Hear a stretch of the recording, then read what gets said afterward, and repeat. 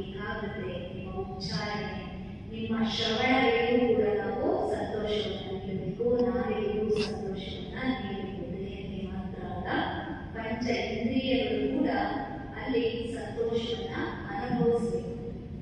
ಎರಡು ಹಸ್ತಗಳನ್ನು ಮುಚ್ಚಿ ಕಣ್ಣುಗಳಲ್ಲಿ ಕಣ್ಣನ್ನು ಮುಚ್ಚಿ ಭಕ್ತಿ ಭಾವದಿಂದ ಅಲ್ಲಿ ಏನೇ ಆಗಲಿ ಗುರುವಿನ ಬಾಯಿಂದ ಯಾವುದೇ ಪದ ಬಂದರೂ ಕೂಡ ಅದು ಶ್ಲೋಕಕ್ಕೆ ಸಮಾನ, ಮಂತ್ರಗಳಿಗೆ ಸಮಾನ.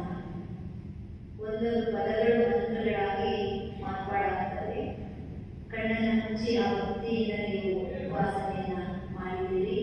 ಆ ಕಣ್ಣುಗಳಿಗೆ ರಚಯಿಸುವ ನಿಮ್ಮ ಶಕ್ತಿಯನ್ನು ತುಂಬಿ, ಹಾಗೆ ನಿಮ್ಮ ಮುಖದ ಮೇಲೆ ಹಸ್ತಗಳನ್ನಿದೆ.